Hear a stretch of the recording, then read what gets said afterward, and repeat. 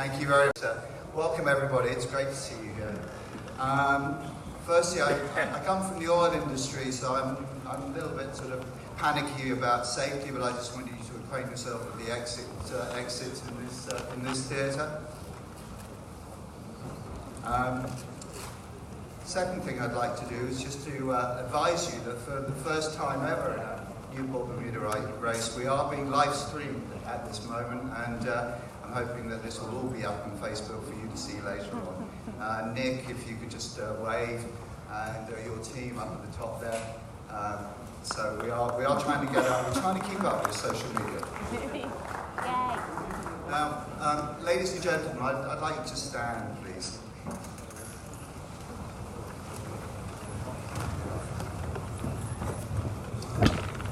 I would like at this moment to recognise absent friends. Within the last few weeks, we lost a very dear friend, and Bjorn was not only the consummate yachtsman, an extremely professional sailor, but he was also one of the key foundations of the organising committee. And we lost him unexpectedly. I know that many of you know him, but I'd just like to think about him and other absent friends.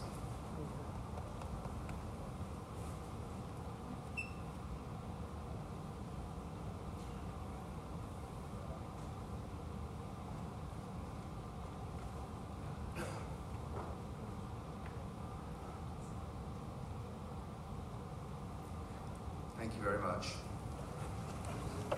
I know that Bjorn is sitting on my shoulder saying, right, let's get it done. I have for many races sat where you are, and the thrust today is to ensure that we don't hold you up from your early suppers, that we can get you through this process as swiftly as possible. And there's a few housekeeping rules, please, to enable that. The first one is that we won't be taking any questions and answers from the floor. Instead, Principal Race Officer John Osmond. John, where are you? I'd like to stand up and wave. Thank you. I'm sure everyone knows John. John will be over at this side of the stage at the end of the meeting. I will be this side. If you've got questions that you wish to put to us, then please bring them in writing. We will get a response back to you. And if it is a topic that's pertinent to the entire fleet, we will, of course, get it out on our official notice board as swiftly as possible.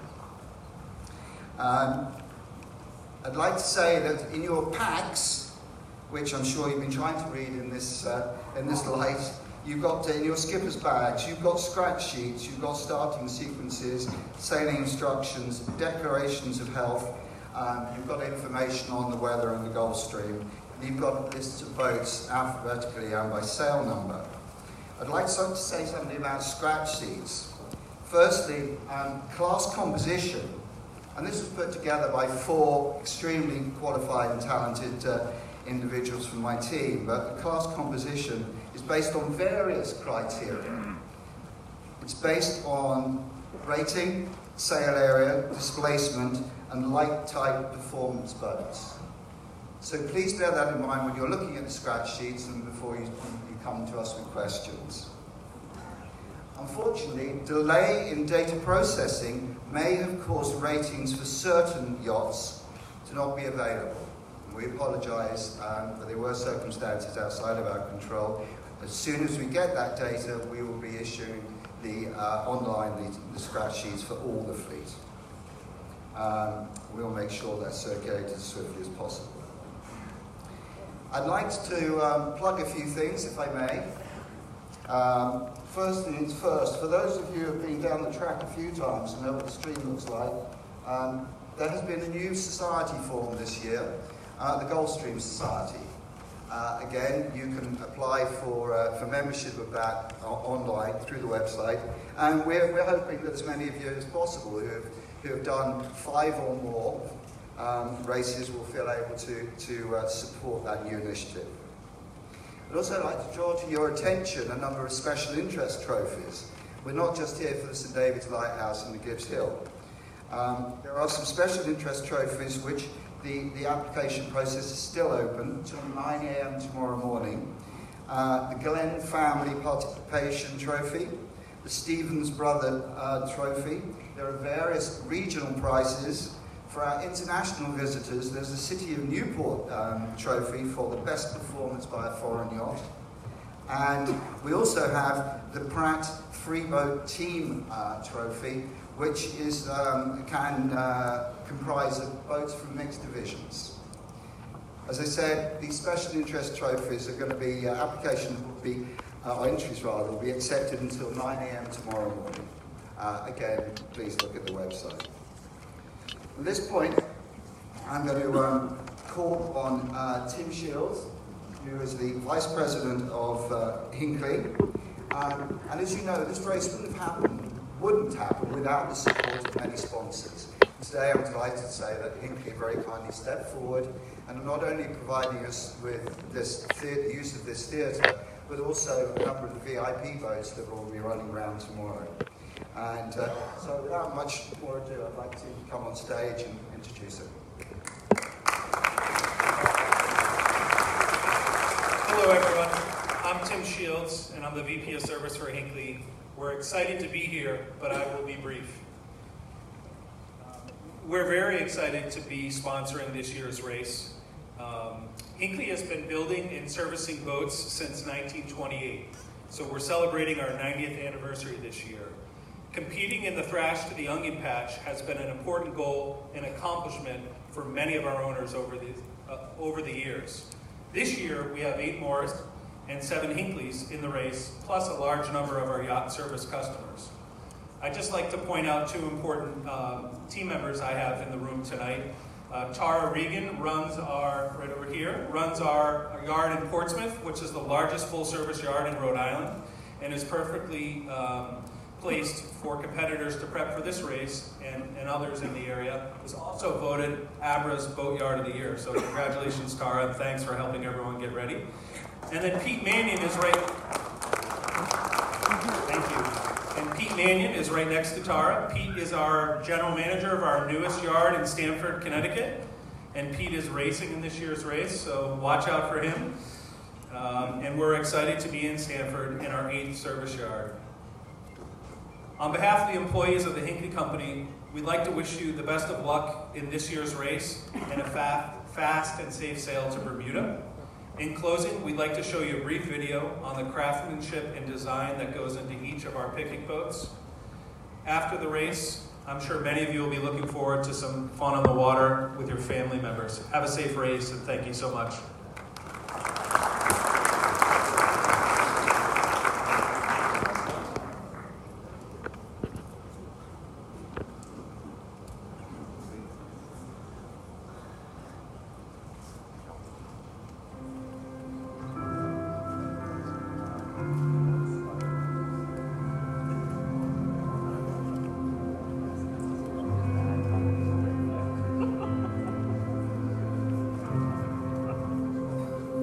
To do it any other way than the best way just wouldn't be right. That really is the spirit that Henry Hinckley put in the DNA of this company. The idea for the picnic boat was really all about replicating a boat that looked like a boat that you'd see maybe over in Northeast Harbor that had been built 100 years ago. The only way to make it really work was to take weight out of the boat, and that led us to designing a hull that was much more efficient in terms of its intake of water, but also to designing a hull that was that much lighter, and that led us to using Kevlar and then Kevlar and carbon fiber. Through the years, you've seen it evolve. We're making them faster, we're making them lighter, we're making them more easy to maneuver and safer.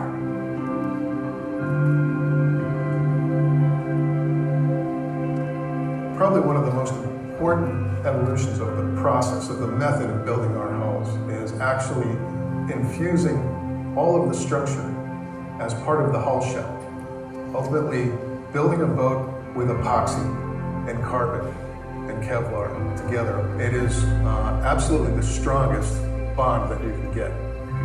There's a journey that starts with the first few drops of epoxy resin that lasts until the last piece of stainless is put on board. We've known for a long time that by moving to carbon, we've gotten rid of a lot of weight.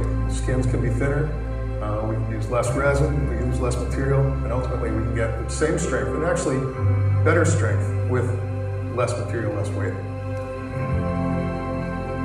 The guys that build these boats, they know what a Hinckley is. When they go to work in the morning, they know that the detail is important.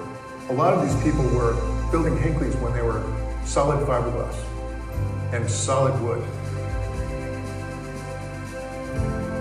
What we've done is we have delivered that same elegance or that same beauty that you get with a lot of woodwork, but we hide it by putting teak over carbon fiber or modern materials or honeycomb that make the boat, in some cases, lighter than the boat that has no wood on it whatsoever, but is made up of thicker, heavier fiberglass. A lot of people can make a boat that works. That's simple. You can make it go through the water, and you can make it part the water and go from point A to point B. The thing that is really difficult is making that boat something that when it pulls into a harbor, someone turns around and goes, ah, that's beautiful, that's a Hinckley.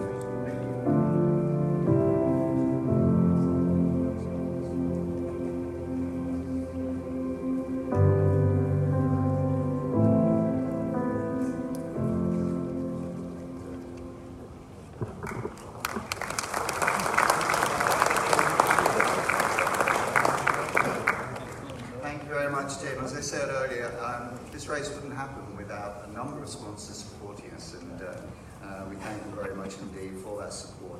Now I'd like to move on, and I'd like to introduce, this is a real pleasure, I'd like to introduce two of my friends, but very important people in this race. I'd like to introduce Commodore Brad Whittier of the Cruising Club of America and Commodore Jonathan Corliss of the Royal Bermuda Yacht Club.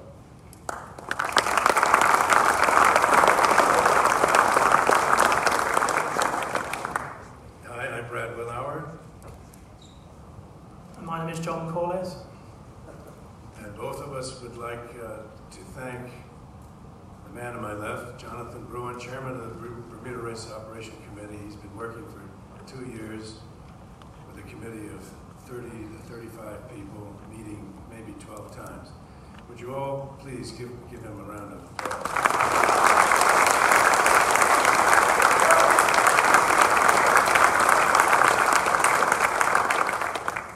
So, a warm welcome to the 51st Newport to Bermuda race, first sailed in 1906, 112 years ago, quite a long time. One more time, I have a favor to ask. Would all members of the CCA please stand up? And all members of the RBYC as well? Thank you, thank you. I'm here as Commodore of the CCA and my associate here, Commodore of the RBYC, to thank all of you. You can sit down, so to thank all of you for making the effort to represent your clubs in sailing on what is the greatest ocean race in the world. And it's really quite an honor for you and for us here who have sailed many races ourselves. This would be my 21st, where I'm not standing here before you. So thank you all for racing. Good luck to you and your fellow competitors on the course. One further note, each of you received in your briefcase a copy of the CCA thick book called Voyages. And that's to let you know, non-members of the CCA, that we in the Cruising Club of America do in fact cruise. We don't always race. And so here are some special articles created by, written by, photographed by, published by volunteer members of the Cruising Club of America. And I'm sure you're not going to read this until many weeks from now, but when you do, you can think about what we do, and you can pass that along to other sailors as you see fit. Commodore. Thank you, Brad. It's my pleasure to be here tonight in front of all of you on the eve of the 51st running of the Newport to Bermuda race. I've been in contact with my manager back at the club, and I can assure you the club has been painted, polished, within an inch of its life, and they will eagerly expect you down at the club. On behalf of my flag officers and members of the Royal Bermuda Yacht Club, I would like to wish you all a fast, safe trip to Bermuda, and we all look forward to seeing you and your crews on the dock at the Royal Bermuda Yacht Club.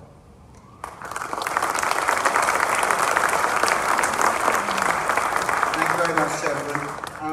And now we're going to ask the chairman of our race committee to join us, please. Ms. Claire Harrington, who's chairman of the New York Yacht Club Race Committee. Thank you, Claire. Thank you, Jonathan.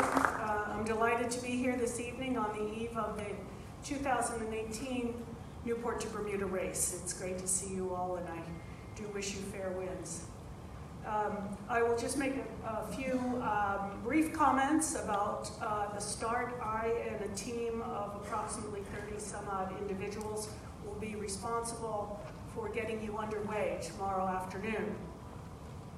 So I will point out just a couple of items in the sailing instructions regarding the start. Item 7.3 in the sailing instructions. The starting sequence is not unlike, well, it's Rule 26 with one exception. Instead of a 5-minute sequence, it is a 10-minute sequence. So the warning will be sounded 10 minutes before the start. At 10 minutes, you will have your warning for your class. At 4 minutes, the prep will be sounded. At 1 minute, the prep will be removed. And at 0, the class flag will be removed, and that is your start.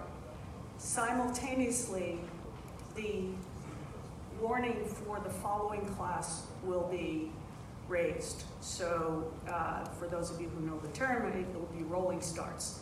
So 10-minute sequence, 10 minutes at the warning, 4 minutes for the prep, 1 minute prep will be removed, and at 0, that is your start and the warning for the next class. That's all described in 7.3. I should also mention that the signal boat for the starting area will be a beautiful yacht, White Hawk, that has been generously loaned to us by Joe Dockery. So don't come near.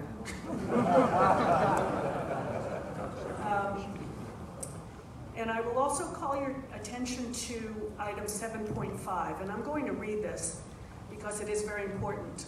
Boats whose warning signal has not been made shall keep clear, and that is outside, of the starting area outlined by orange inflatable buoys as generally illustrated in Appendix B of the sailing instructions.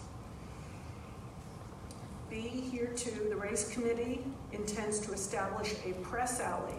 The press alley will be to the south and west of the box for the exclusive use of registered press boats displaying a press flag.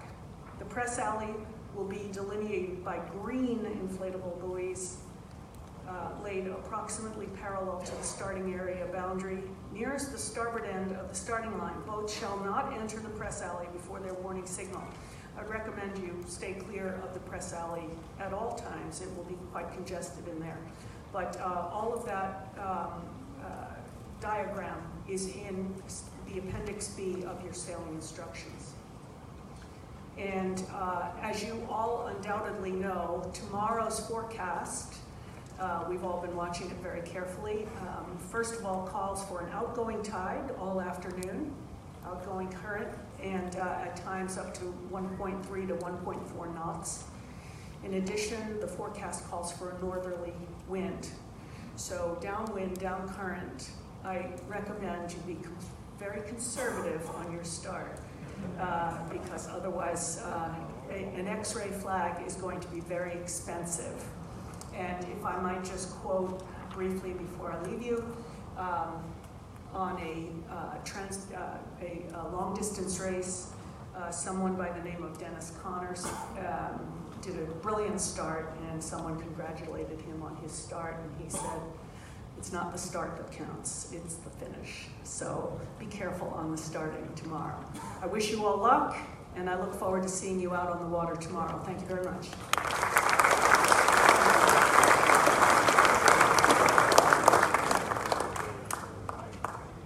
Now I'd like to introduce Dr. Barbara Massa, who I'm hoping you're not going to have to talk to, but anyway, Dr. Barbara Massa. Okay, great. Well, I'll speak until the slide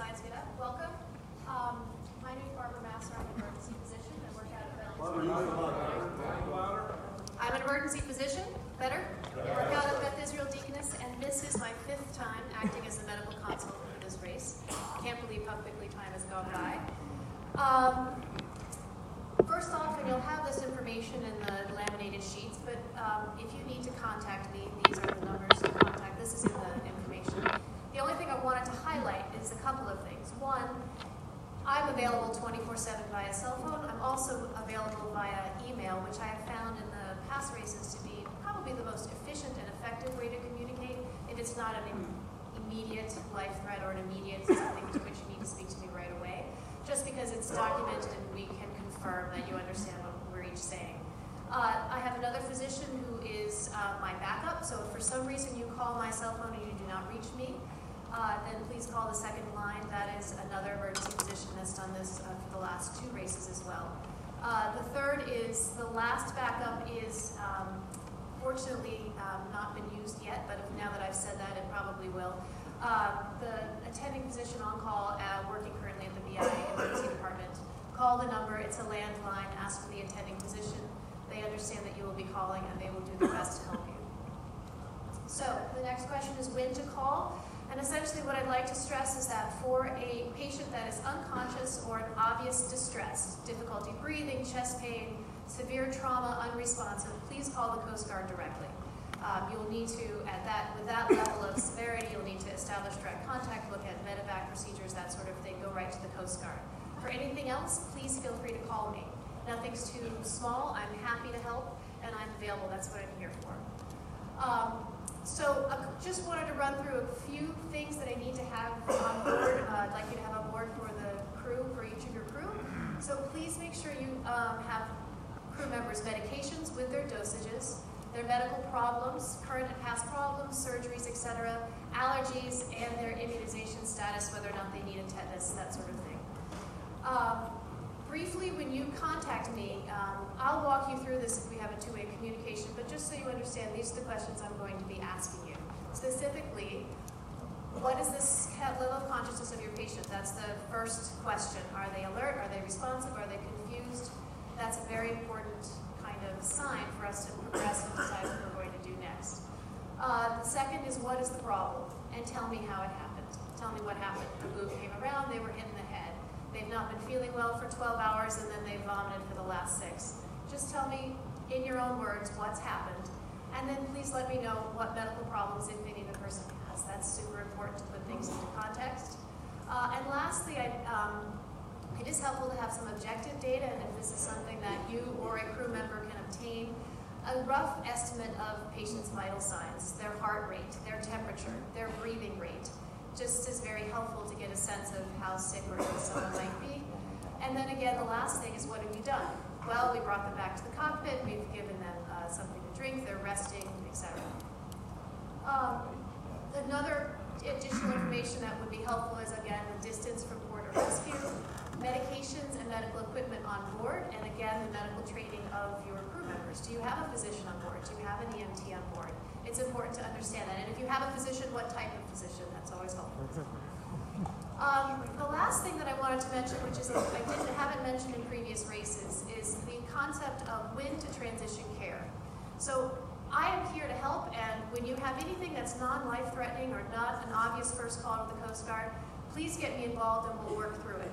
If, however, the condition progresses to the point where the patient is really gravely ill and may need medical evacuation or really urgent care, then we are going to need to transition the medical lead to the Coast Guard. And what I'm going to ask you to do is to contact the Coast Guard directly in that situation and establish direct contact with the Coast Guard, and that will be your medical lead from then on. I, again, through another way, will call the Coast Guard and give them a report as to what has happened and all of the information that I have so that they understand the background and you don't need to explain everything. And then that case will be transitioned to the Coast Guard. In the past, we've had some confusion, and it works better if there's one medical lead. I'll also walk you through when we need to do that if you've been involved in the case. So that is it. Very excited. I hope you have a wonderful race, and good luck.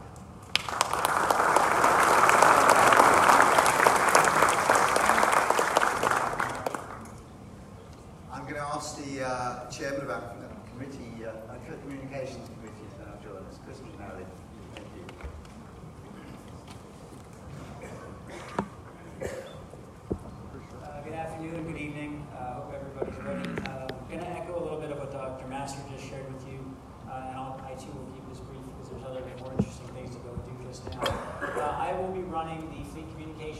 numbers from which you will receive at least 2 messages a day, and where you may communicate with the race committee at any time should you need to.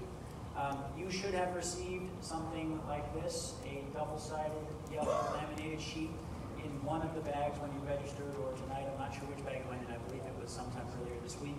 It has all those contact information numbers that Dr. Masser just shared with you, and that is where they live. We will communicate with you. I'll go back. We will communicate with you in 3 possible ways. One would be directly by email if you provided me with an @C preferred email address. Secondly, there will be a recording of the exact same content that would be in that email. Unfortunately, it's my voice, but you can dial into that number and listen to the message anytime you like. And then thirdly, there is a low bandwidth website where you can get, again, the exact same content just by going to Bermuda Race, it's on the sheet. So yeah, BermudaRaceAdmin.com/notices-text or .txt. So all that information will be there twice a day. If there are other things that need to be included in that beyond weather, retirements, general notice to mariners type information, we will find it there as well. I would ask that for non-routine comms, you call us directly. But for any routine comms, it's obviously a lot easier if we have a record of what is being spoken about. So a telephone call is fantastic. The number upon which you can reach me is in this thing. And I too am available 24/7 because I made a dubious decision to put my cell phone on that sheet of paper. Additionally, I have a whole bunch of volunteers helping out, so please call with anything that you need to work on with us.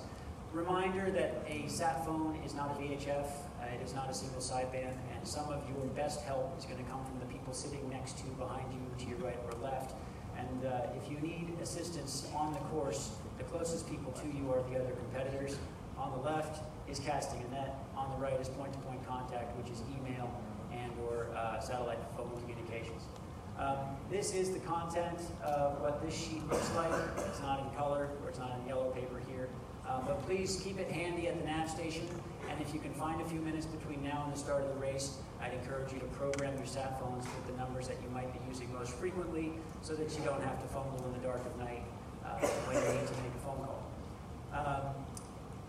This is the same information that I just mentioned, so it's again here. You'll get information from us at least twice a day, if not more. Call us anytime you need to, and we can liaise and facilitate with Dr. Masser, U.S. Coast Guard, or Bermuda Radio Communication Resource Coordination Center. But remember that we are not U.S. Coast Guard. We are not BRCC. If you have a life-threatening or urgent situation, contact either of them directly. If you have any questions, I'll hang out as well afterwards, but that's all for now. Have a safe race and enjoy.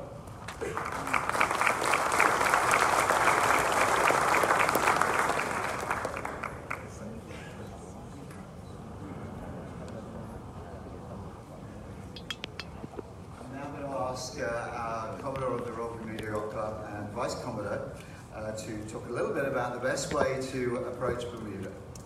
Gentlemen.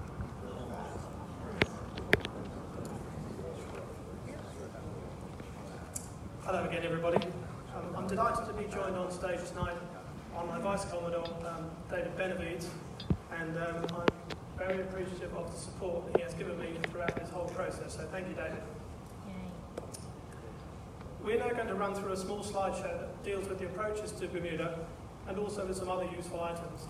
Some of you may well have seen this before, but we hope that the new items will keep you sufficiently interested. So this is the Royal Bermuda Yacht Club, and when you get to Bermuda, this will be your home from home for the few days that you spend on the island.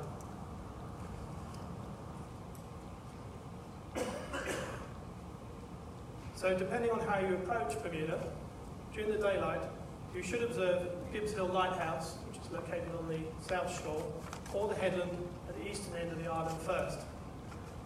At night, the loom of the Gibbs Hill Lighthouse is visible at 26 miles, and both St David's Lighthouse and the Bermuda International Airport at the eastern end of the island, the aero beacon there, is visible at 15 miles, and this would be in good weather.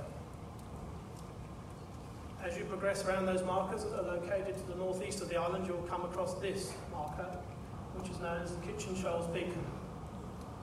This is located roughly 5 miles from the finish. And at this point, you'll want to make contact with the Bermuda Maritime Operations, who will be monitoring your approach to the island on the AIS system and on Yellow Brick. You will come across this marker on your way to the finish line. It is not a mark of the course. This is the view you'll get of the finish line from the seaward side.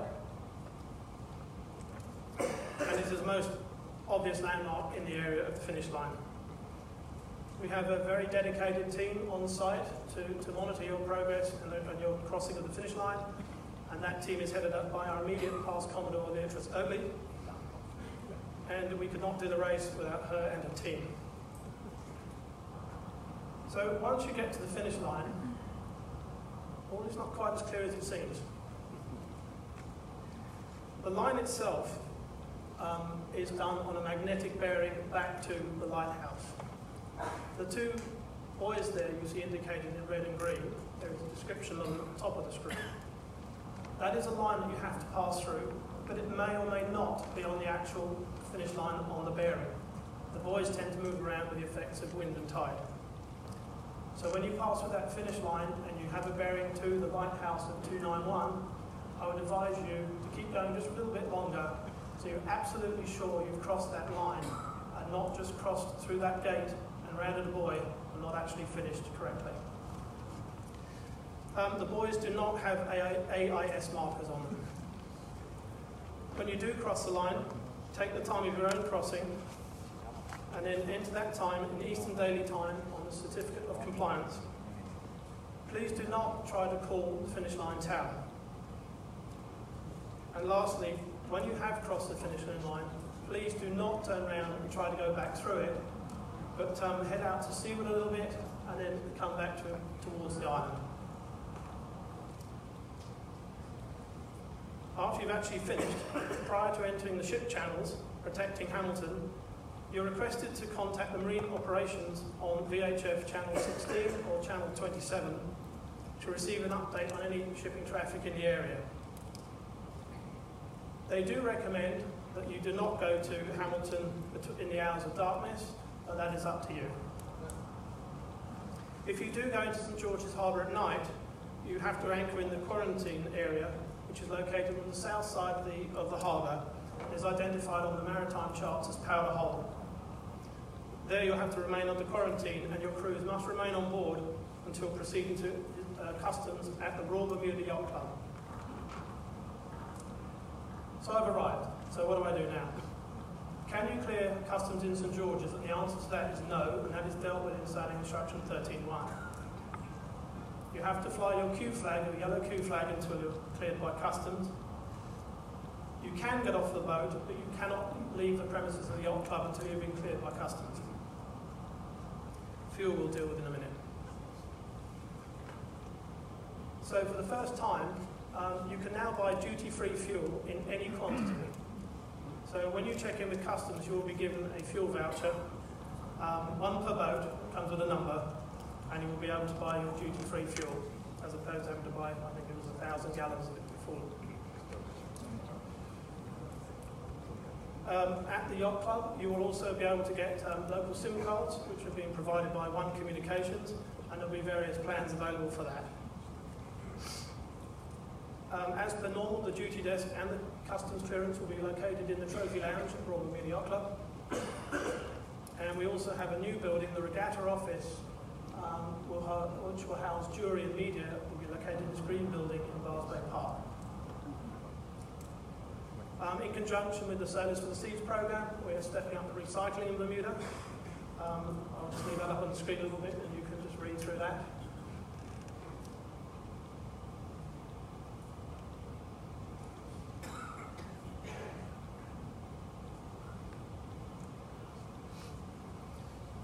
So this is a new item for this edition of the race. It's been entitled a hangover breakfast. I'm sure that will appeal to a fair number of people.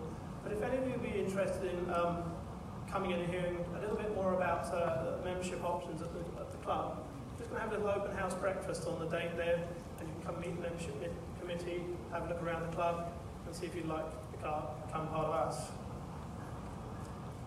If you actually have some spare time in Bermuda, or you have guests or family coming down who are on the island, there are a few things you can do, or they can do. We have some of the best beaches in the world, which they may wish to visit. We have some of the most outstanding golf courses in the world. And then we also have some good museums, including Dockyard, where they hosted the America's Cup in 2017. If you need to know any more information about it, try this website, the Bermuda Tourism website, go to bermuda.com. So there really is one only other area of concern in Bermuda that you may want to take a note of these coordinates. It is the location of the following. That is the location of the Royal Bermuda Yacht Club Bar, which serves the best Cosmines tartar stormy in the world.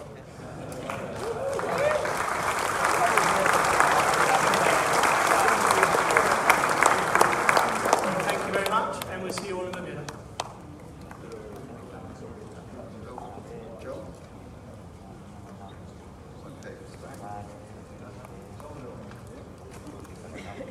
Well, it gives me huge pleasure now to introduce somebody who's been on this stage a number of races, and if this gentleman doesn't know what's going on out there in the weather, then no one does. So, Dr. Frank Lowe.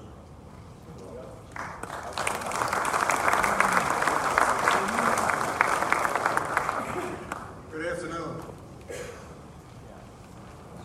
So, let's go for a sail to Bermuda. I hope you've been enjoying the notes that the race committee has been providing over the last couple months, month and a half or so. They're not intended to be, I hope you realize, the do-all and end-all, an instructor's instruction, what the stream is all about. They're meant to whet your appetite and hopefully provide you, if you happen to get involved with a consultant, with a better underpinning for asking some questions. And this year, same as in the past, there's lots of room for questioning.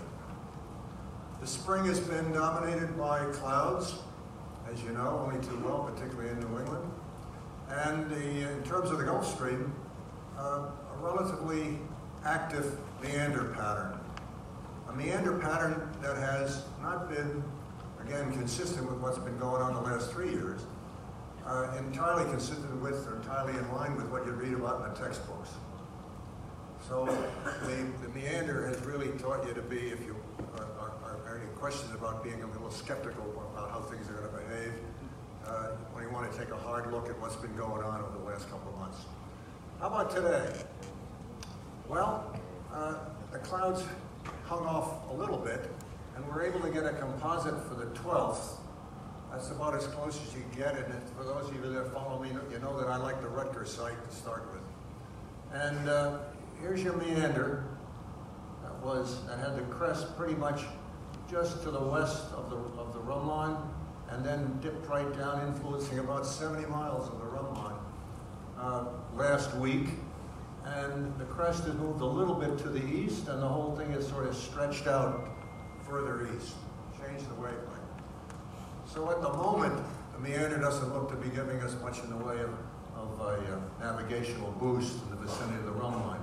I want to call your attention, I hope you can see it there, and if you can't, you should have this guy in your package. To this body of warm water. Very interesting feature developed, as I said in my last note, much in the way that a breaking wave, wind blowing against a breaking wave, shears off the top of the wave and leaves behind some portion of the wave. This thing looks like a piece that was shed off from the meander as it changed shape. Anytime you see a significant body of water, mass of water sitting like that, you can expect some amount of circulation associated with it. The warm water to your right, you can expect currents probably pushing you a little bit to the east at this point, sitting in here. You're not going to really see anything like what you would see if you got down into the main body of the stream, but don't be surprised. You'll start seeing the temperature rise. You'll see a little bit of a kick. Don't be deceived. You're not in the stream yet. You're coming down to it. Next thing we take a look at, this is a new product. It's in the notes, in my notes. that's been provided by the Ocean Prediction Center. This is a 4-day composite from the GOES-16 satellite. And the beauty of this, it's got a 2-kilometer resolution. 2 kilometers, mile and a half. That's a pretty nice high-resolution image. The downside of this, and you can take it up, but Joe Sinkowitz will be coming on in a minute, is that it's a 4-day composite. We'd like to get it down to 1 day or even the instantaneous, and we hope to be able to do that in the next year or so. But the beauty of this is that there's a loop that's running along with it, so you can really watch features like that meander develop over a period of days, 10 to 12 days on the loop. Very, very valuable. So here is, this is for the 14th now. Again, pretty consistent pattern to what you were seeing in the IR image from Rutgers. And again, for those of you that follow me, you know that I like the altimetry-based model. And the altimetry-based model is showing you the currents running across the run line, vicinity of the run line. First of all, it's showing you pretty benign conditions up on the shelf, some tidal currents up there, certainly all less than a knot. Nothing in the way of warm rings or warm type rings sitting up there to bother us on this race. Till you get down into the stream. The stream is crossing the run line, some 200, 210 miles from Newport, pretty much perpendicular, northeast, southwest, coming across. There's a little bit of counter flows down in here. These are generally weak, less than a half a knot. You start coming down, you got you got about a knot and a half of current associated with this guy, max probably. And then we get down to 2 very interesting, that's from a scientific and navigational standpoint, very interesting features. This little guy sitting here, this is a cold core ring, consistent with what we expect to find in cold core features to the south of the stream. Some 120 miles or so across, probably up to 3 knots of current, 20, 30 miles into this thing. You get a pretty nice boost going down the line. This guy has been drifting to the west at about 3 miles a day for the past month or so. West is towards Hatteras, that way. So it's coming down across the line. It's not going to have that much of a change, probably, be careful, in the next 4 or 5 days till we get down across. But you want to keep the movement in mind for the returning boats as it's coming down. The other interesting feature is this guy down here. This is a warm core feature. This is a clockwise rotating feature. It too has been moving to the west. It was a little further off. The second note I had, it was back up in here, and now it's closer down on the line. So you're going to have a counter current. You're coming down from Newport. You're facing a counter current that's running probably. This is 5 degrees here. So that's on the order of 60 miles out there to the edge of that feature. That's going to be a factor in the navigation. Now the navigation, of course, through all of this is dependent on what the winds allow us to do. And Joe Sinkowitz from the Ocean Prediction Center is going to tell us a little bit about what we might expect in terms of weather and what we might, where we might find that information from the National Weather Service. Joe?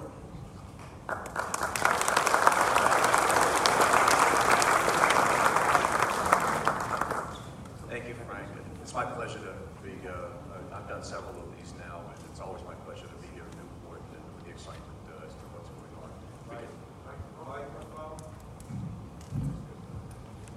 Much more comfortable doing it this way. Okay, let me go ahead and start. So, you're transiting 135 miles. You will be starting in our local forecast office, which is now in Norton, Massachusetts. They moved about 300 feet, but into a different town. They used to be in Taunton. You'll be the first 20 miles, you will be in their waters of responsibility, and then you will be transitioning into my office's area of responsibility in the offshore zones. So you will be starting south of New England, between the Great South Channel and Montauk Point, up to 1,000 fathoms, and then down to between 1,000 fathoms. And you can see the zones as you're going along and see where you could be. After 250 miles, you'll be in the high seas waters of responsibility. What that means is you no longer have the text today, tonight, tomorrow format of either the NavText forecast or of the offshore forecasts that are broadcast by the Coast Guard. So you'll actually be in the high seas where it follows weather systems and is broadcast in a 6-hour. Okay, just to give you an idea, it's hurricane season. Can't let that go. You should, in your plans, have an idea of what products, what to use, what the rhythm is. You can look at an archive for any of your favorite or least favorite storms. That's all sitting there, and get an idea as to when things are released, what the rhythm is, and how you're going to receive it. Get that out of the way. We don't see that as a threat in this over the next 5 to 7 days, but you're coming back and you're deeper into hurricane season. There is an area that the Hurricane Center has been focusing on in the vicinity of the Yucatan, and basically it's the one thing that they're looking at, and a very, very, very low chance over the next 48 hours. Our numerical models have been indicating the potential for development in the Yucatan area and then coming up into the Gulf. That has been going on for a period of time, for the last week or so, and so far nothing has materialized. But just to let you know, just consider that you are going and coming back in hurricane season. Okay, I will be using slides from a NOAA website called NowCoast. It is close to an interactive GIS-based system that I can do, that can present to you, and so I'll be showing you basically pieces of the gridded information or portions of the gridded information that our forecasters actually generate using the numerical models in the background. This is actually this morning. You can see there's some showers offshore. This up in here, that's lightning data. And that will only improve with time because we have a lightning sensor on the new geostationary satellite. This is still a ground-based system, which actually is quite good also. So that's what's going on now. You're more concerned about what's going on in the future. Okay, so let's go ahead and see the layers for today. I don't know why this is cutting. Okay, so surface analysis from 12Z this morning. And a couple things that are going on, but you're really interested in is upstream. Okay, one is the front that passed, that took the fog with it. There's a secondary front, it's not particularly strong, coming south. And what you're interested in is up in an area right here. High pressure, the 19 millibars, and there's a ridge high pressure extending northward and up into over Hudson's Bay. Those are layers that you're going to be dealing with. The front is going to precede you. The secondary front will kind of weaken as it comes across. You may not even see much with it as it goes through. And this system is again this morning and is moving off to the northeast quickly, so it'll be gone, certainly gone overnight into tomorrow. We use a lot of information in order to make our decisions, and one of the key pieces of information we use from satellite spectrometers, which are radar. And they basically sense the ocean surface, and we infer the wind speed in direction from the radar return, multiple returns actually. These are in European satellites called METOPS, and these are ASCAT-A and ASCAT-B. We will have ASCAT-C starting, we launched in September, so we will have 3 of these. So, color code basically to us, the yellow is gale force. The dark green is basically 30 knots, 25 is green, dark blue is 20 rather, and then 15 basically is the lighter blue. You get all the way down to basically 6 knots or less is the white down here. So you get an idea as to what wind really looks like on the ocean surface. And this was this morning, and you can see that's the area of gales that we had a warning up for as that front pushes out. The front is actually right back there.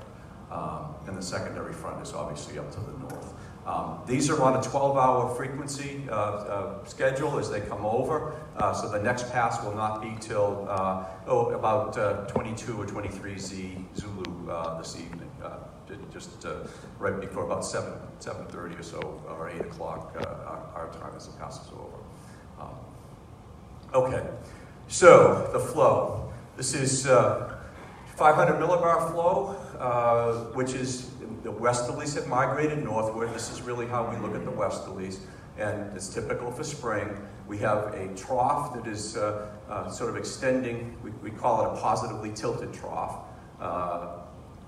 Right here, that is extending back across the east coast, and over time that's going to migrate, pieces of it are sort of going to migrate easterly. So this is 24 hours, 48 hours, And you can see the trough axis here is a little bit farther to the east. And then finally at 96 hours, this is 72, and then 96 hours, it's popped out. There's a little bit of a weakness left behind. That means the flow aloft is weak. Guess what that means at the surface? It means the surface flow is weak.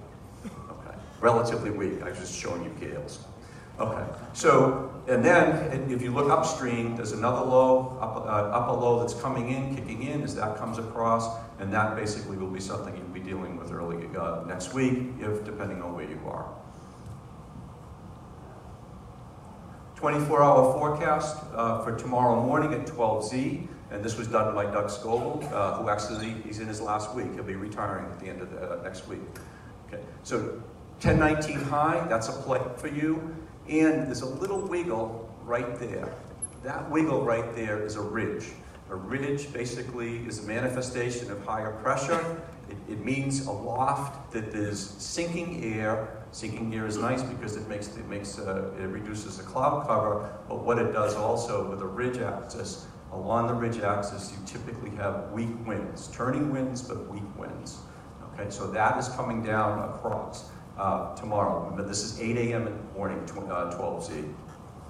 And you can see the front and the secondary front as that pushes down across in the early morning hours. 48 hours. This is 12Z on Saturday morning. Dave Mills did this one. Okay. So a little ocean scale, a little bit more of a view. The two players I mentioned, this high here, just over Labrador, and then this high that's settled into the mid-Atlantic, and there's a little, see how there's very few isobars across here? That's a ridge of high pressure. So that ridge is going to impact you on your way as you're pushing south. There's a little bit of coastal trough in here that means there should be some westerly flow, southwesterly flow in there, but this axis basically is going to either precede you or be with you as you're making your way down the run line. This low isn't a concern, that's going to be going out, and you can see Bermuda right here, and we're still carrying a secondary cold front as that weakens. Okay, so those are the main players. 72 hours, and this is something we introduced this year. Again, I'm pointing out the high up over Newfoundland. I'm pointing out this weakness all the way across here where there's very few isobars. It's the pressure gradient that is the wind that drives the wind. So with a limited pressure gradient, that means basically that there'll be limited wind across along this axis. Okay, so that's a ridge axis. There is some wind well to the east. That's well to the east. And there's a dying front as it stalls, a stationary front as it pushes down to the northeast of where you will be. Okay, 96 hours. So this is day 4. This is at 12Z on the 18th. And again, this high, this is the one we've been tracking, is pushed out to the southeast of Newfoundland, 1025 millibars, kind of an average high for this time of year. Pretty good high. And this ridge axis, it's all the way back down into North Florida. So right across the run line like that, just to the north of Bermuda. Now, there's a fairly vigorous, this is the upper low that I was talking about, there's a fairly vigorous front that's pushing out over New England. A low is going to develop by 120 hours, fairly strong over Newfoundland, but that's going to push this pressure gradient, which means wind, southward. So there will be wind coming. This is Monday on, if I have my days right. Actually, this is Sunday on. So I'll show you a little bit of the wind graphs, and then actually we'll be wrapping up. Okay, and that will become a gale, but that's well to the northeast, actually more Newfoundland area. Okay, so let's start. This is at 2 p.m. tomorrow. This is something called the National Digital Forecast Database. This is basically a forecaster enhanced or developed grid. This is from the NowCoast. And I want to point out the wind scale is up here in the upper left. It's in the same spot in each one of these as we step through. And so white is basically, I think, 0 to 3, 5 knots, thereabouts, or actually it's like 3 to 7 is, let's see what color, is the grayish. So you have white, then gray, and then sort of a magenta is basically 7 to, say, 12 knots. And moves on up like that. So features tomorrow during the start, okay, this is right into the starting sequence, is models indicating that there will be a weak northeasterly flow. Okay, so I'm going to make a suggestion here. We have a modeling system called the High Resolution Rapid Refresh. We call it the HRRR. It's also known as the HRRR. It is run every hour. We start the clock every hour, and it's meant basically to forecast the development of thunderstorms, convection. So in order to do that, you need to get the wind on the surface correct, because that's what the convergence that triggers thunderstorm activity. So in other words, it's a pretty good modeling system. It only goes out 18 hours.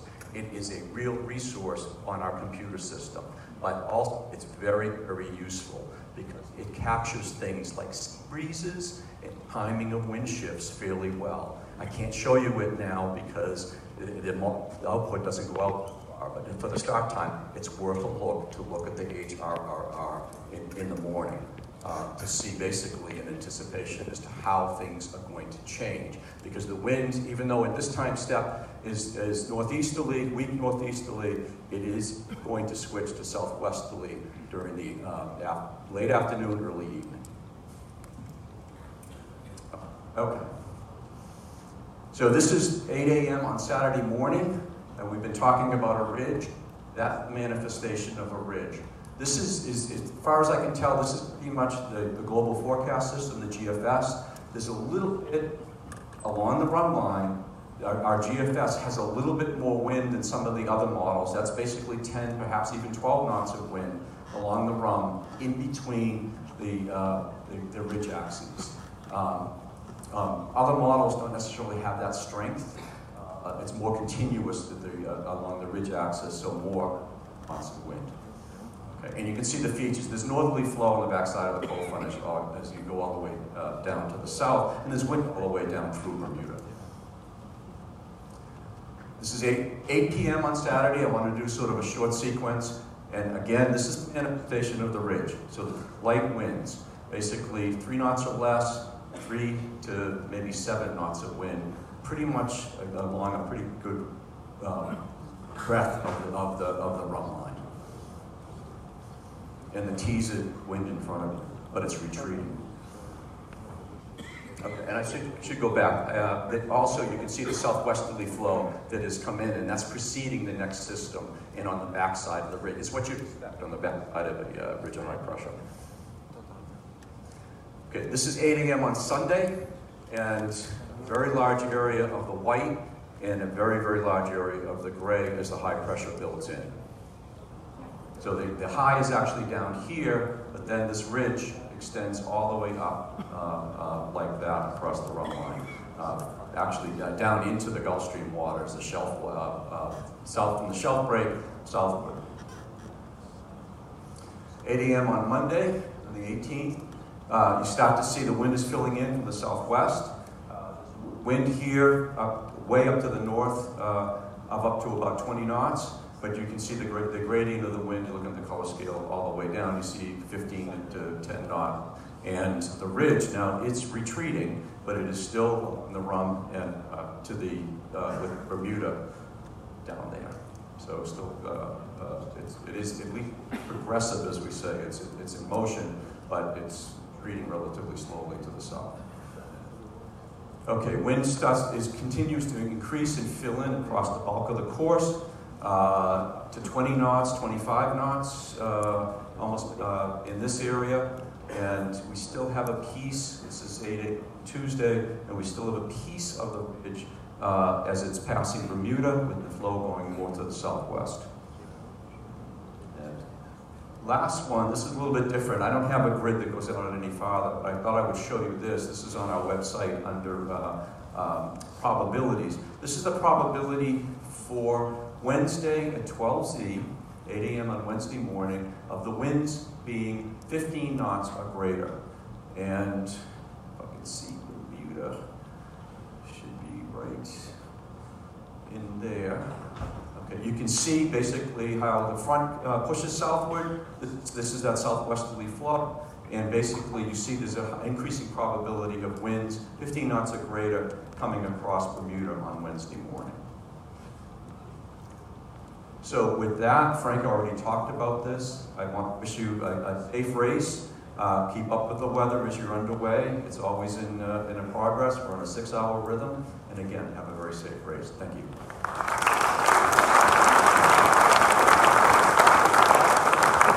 Thank you, Joe, very much indeed. And Frank, I apologise for mixing up the specialisms, but thank you, sir.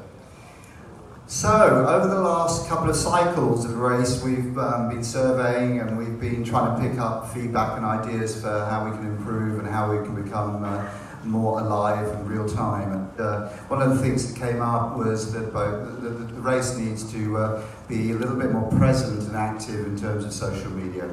So this time we've pushed the boat out, if you excuse the pun, and I'm delighted to introduce Nick Salligo-Douglas, who's come all the way from Australia, who's handling our social media, and she'll be telling you a little bit about it. Thank you so much, Jonathan. It's fantastic to be here, but it's not just me. I have two amazing people working with me as well. I have Celeste and also Aaron, who you'll probably see or have seen running around with cameras, and on social media we're not just covering the race in terms of what's happening. We've got some really high quality videos coming out and lots of photography, and we will be live streaming the start tomorrow, but I'll talk a little bit more about that in just a minute. Over the past few days there's been a significant message that's been pushing through a lot of the videos and the photos that we've been doing, and that's been one of sustainability and the environment. And I think we've been hearing about this a lot in the media, especially involved with sailing for a little bit. And I'm going to invite at this time Juliana Barbieri to come up on the stage. She's part of the Green Team involved with the Newport Bermuda Race, and the Green Team are a group of volunteers headed by Joe Harris as well, who's actually part of the Bermuda Race Organising Committee. And I didn't actually realise until yesterday myself what an issue balloons are, Juliana. And you might have heard about this balloon tracking program. And I was like, what's the go with balloons? So, thanks. Hi, Nick. Yeah, balloons, if you've been offshore, you've likely seen a balloon, especially in this area. Helium balloons, they don't degrade, they look like food to fish, they look like food to turtles, they're a huge issue. So this year for the race through Clean Ocean Access, which is a local nonprofit, they have a balloon tracking program. It's citizen science. If you're interested in participating, it's certainly not required. You can go to the About section of the website, Sustainability. You can get the PDF. Might be something fun to do for some of your crew members. And if you do see a balloon while you're offshore, note the lat long. If you get a picture, great. And that goes back to the folks at Clean Ocean Access. They'll try to keep track of it, try to get a better and more accurate picture of how much of an issue balloons are out in the ocean. Yeah, absolutely. And something they told me about yesterday is that a lot of the balloons will have names on them or a brand on them, or especially if they're used in promotion, they might have a company name on them, and they're actually ringing these companies and saying, hey, we found your balloon, you know, a million miles away. So that's actually a pretty cool thing. And then Juliana as well, you know, single-use plastic, it's a little bit hard at this point in the race if people are taking plastic bottles with them, but it was pretty cool last night. The 1 cup program, no straws. I think the Royal Bermuda Yacht Club will be following a similar path. Yep, they will be, and they want you to reuse your Gosling's cup over and over and over again. And there will be special receptacles for that for multiple. Not just for one reason. Yes, not just for sustainability. And there will be special receptacles for that, and they will continue to reuse those cups. So please look for them. The island of Bermuda does not recycle plastic, so it does go into the regular trash, but it will be incinerated. They do recycle tin. They do recycle aluminum. So if you do have any cans or anything like that on board, try to separate it. And just as a, you know, I think we all know the stat, by 2050, if we all don't do something, there will be more plastic in the ocean than fish. It's a bit sobering, so we all have the opportunity to make a little bit of a difference in our everyday lives, so maybe think about that next time you're buying your plastics. Yeah, absolutely. Thank you so much, Juliana, and well done to the Green Team for all the efforts they're doing. The Newport Bermuda Race is already at the level of silver with Sailors for the Sea, and they're aiming to get to gold for this race, so that's a pretty good effort. And if you are taking single-use plastic this time, maybe next time, you can make a difference, or do what I'm doing. And I drink a lot of coffee, and I'm trying not to have a coffee lid. That's a big way that you can make a difference as well. Now, on that note of reusing and recycling, if anybody has anybody on board that's doing any filming, I know that one of the gunboats is going to try and take a drone. That's awesome. We've spoken to them. But if you're taking any footage or you have a GoPro on board, we would love to see it in Bermuda. We'll be in that green building, or if you want to talk to anybody at the Royal Bermuda Yacht Club and work out how to get us that footage, we would love to use that in promoting the race and getting it out there. Happy to credit you, that's not a problem. And then we'll get it up on those social channels. Now, tomorrow for the start, we will be live from 1300 hours. You'll be able to find that on Adventures of a Sailor Girl or on the Newport Bermuda Facebook page. So the social channels, you can let your family know. At Bermuda Race is what they need to look for. That's the Bermuda Race Facebook page, or at Sailor Girl HQ on all your social media channels. That's where you'll find us. So, thanks so much for having us. My team, we're all from Australia. It's actually Celeste and Aaron's first time to Newport, and they're loving it. So thanks for the hospitality of Newport, and it will be their first time in Bermuda, and I can't wait to get there. It's going to be awesome. Thanks, guys. Nick, thanks very much. We're really looking forward to seeing the films come back. For those of you who have got the tweeting version of the Yellow Brick trackers, and I think there's about 85 of them out there, so nearly half the fleet that can tweet through the Yellow Brick. Please make sure you send those tweets back. Let's get that Yellow Brick website absolutely chock-a-block with messages, nice messages, so that people can take some interest in what we're doing and what we're enjoying. We're getting there, ladies and gentlemen. I don't think there's anything else that I need to bring up apart from, I had a message just a moment ago, hold on.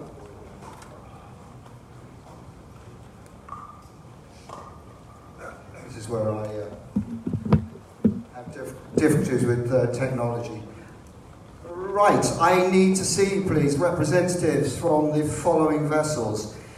Sleeping Tiger, the Moose, Moondog, Jackhammer, Dorade, Wizard, Ballywick, Dream Crusher, and Direwolf, please, immediately following the meeting. I think we're nearly there. Just for me to say, please, sail safely, sail swiftly, sail successfully, and have lots of fun. Thank you.